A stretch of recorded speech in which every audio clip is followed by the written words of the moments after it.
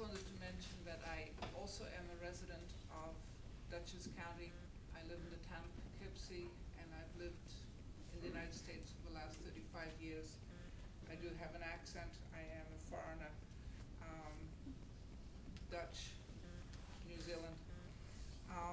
The other 4 points that the League of Women Voters Solid Waste Committee wanted to make in response specifically to the plan that the Dutchess County Planning Department has created. One of the disincentives of the last 20 years has been that the burn plant contract required a minimum delivery of a certain amount of waste in terms of their contract with the operator. Once you set it up like that, then the incentive of all the people involved to reduce the waste and divert it to recycling is gone. History.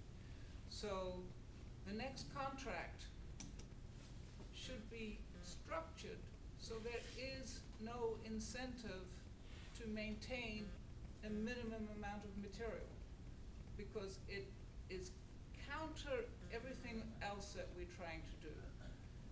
It may not be the most economically attractive contract to get a bidder, but that's how we as a county should put it out there. Otherwise, we're not going to achieve the goals that we're putting into our plan. The plan, next point, different point. The plan talks about flow control as something that doesn't have anything to offer the county. In the short term, there is a benefit to doing flow control. Right now, the county is subsidizing the bond payments. The waste that is going to the burn plant is, the tipping fee is too low to cover the costs. And Ulster County, and I think it's worth describing in the plan what Ulster County recently did.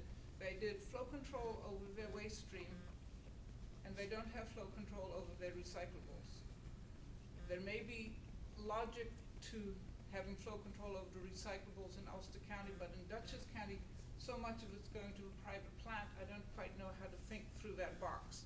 But in terms of the waste that's going to the burn plant, if you have flow control, you can, for a while, set the tipping fee so that Dutchess County general budget isn't subsidizing the cost of running the operation.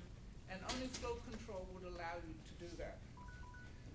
My second to last point, Dutchess County relies heavily on private haulers for our collection. In order to be allowed to operate in the county, there is a licensing system. I'm not sure exactly how detailed it is, but as part of that system, the haulers should be required to have a robust incentive plan for recycling and for separating out compostable materials. Right now, we don't have that at all. If there is a slight incentive, the customers don't know about it, and they can be required to come up with something so that the homeowners are motivated financially. And then our very last comment relates to composting. Again, Shabazz is the expert, but we support backyard composting, and there's a program that is being promoted in Westchester County that would really work here also, which is called Love 'em and Leave 'em. You mulch your leaves, you mulch as much of your yard waste as possible, you keep it on your own property, you use it on your own property so that it doesn't have to be picked up by the haulers or municipal haulers, and then they're left with the job of